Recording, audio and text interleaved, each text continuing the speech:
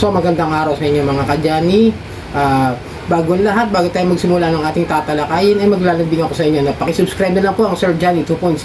Pakilike na rin po, share at hit nyo pa yung notification bell para updated kayo sa mga reviews natin about sa mga OLA. At ngayong araw na ito ay sinubukan ko ang isang OLA na medyo maganda raw ang kanyang patubo at hindi raw ganoon kalaki yung kanyang pautang, yung tubo, yung kres, no? Yung wow, bagong ko sa inyo na po. So yun, sinubukan ko si Mabilis Cash, kung okay ba siyang hiraman o hindi, at kung approve ba ako, kung mahaba pa, di ba siya 7 days. This is my first time to use Mabilis Cash mga kadyani. So yun to, buka ko siya syempre, at alam niyo na kung ano yung mga kailangan niya na i-access pagka nag-apply kayo, yung camera, device, location, SMS, tsaka yung app list.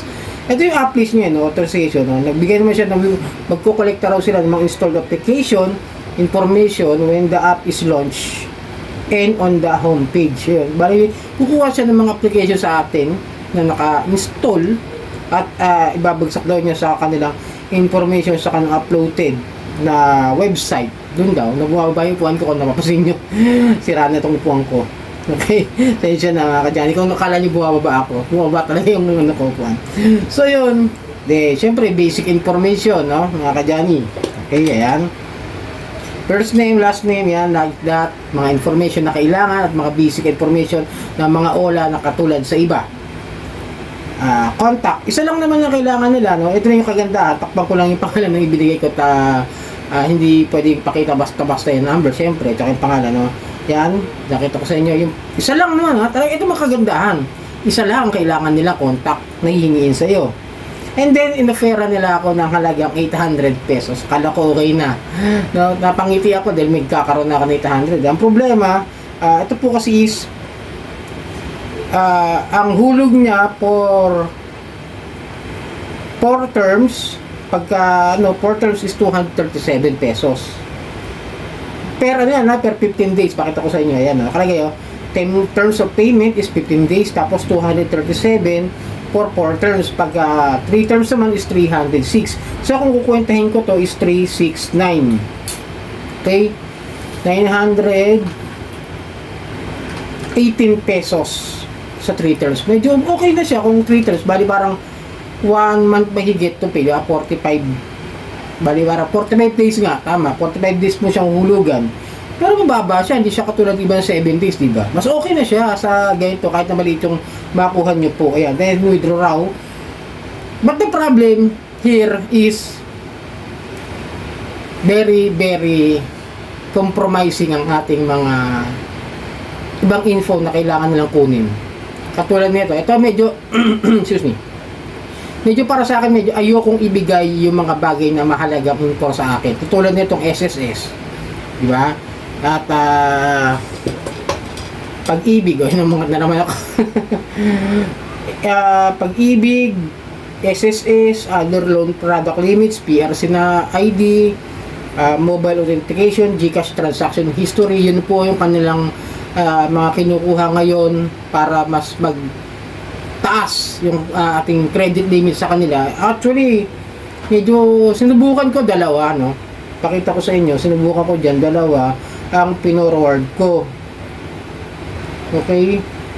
Kung makikita nyo, ito po yung GCash transaction history tsaka yung mobile authentication. Yung kung kayo ay may mga apps ng Smart tsaka yung sa Globe One app, yun po yung ibibigay nyo, ipaporward nila. Tapos yung sa transaction history, yung about doon sa 60 days ninyo na GCash transaction, i-download nyo po yun, mag-i-email kayo, tapos kukunin nyo yung download PDF nyo, tapos paporward nyo po sa kanila. Ganun po siya. Napakarami po niyang hiningi. At kung makikita nyo po, up to 1,000 bawat mas matataas na mga information na isasabihin nyo. Kalike na itong SSS, up to 1,000 daw ang bibigay ng credit limit. Pag-ibig, up to 1,000. Other loan products po, ito po yung excuse me, ito po yung kung sakali meron kayo ibang loan, like, pero dito sa kanya, ang kinukuha lang niya po is yung GCash G-Loan. Ayan po, pakita ko po sa inyo. Pag kinampi mo yan, syempre, kung may loan kayo, po-forward nyo sa kanila yung picture o yung attachment ng inyong G-loan transaction, other loan products. Okay? Kaya medyo compromising sa akin parang hindi maganda, parang ayoko ibigay, lalo na kung pag-uusapan natin ECA, SSS, at saka si pag-ibig po. Ayokong ibigay yun basta-basta. Diba, hindi ako makautang, basta hug lang, masensya kung diba, ayoko naman gawin, ayoko na ipamigay basta-basta yung aking SSS, ayoko ipamigay yung basta-basta yung pag-ibig.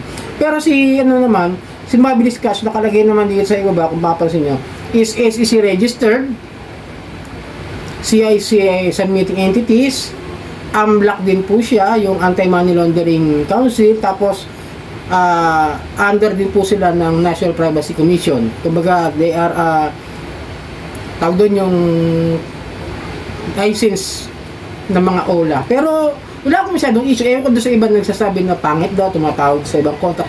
I don't know, kasi hindi ko naman susubukan si Mabilis Cash. Tsaka para sa akin, parang hindi naman siya magiging loan shark dahil makikita nyo naman, di ba, medyo mababa naman yung hulog niya.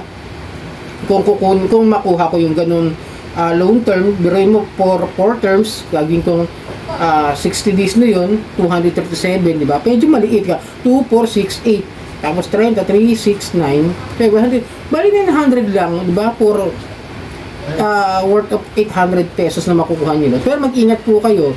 Yun lang po may advice ko. Hindi ko nga binigay kasi para sa akin is very secured. Para sa akin very important po talaga yung SSS tsaka yung pag-ibig. Even the PRC na madalas gamitin ng iba na ginagamit pag-apply sa loan.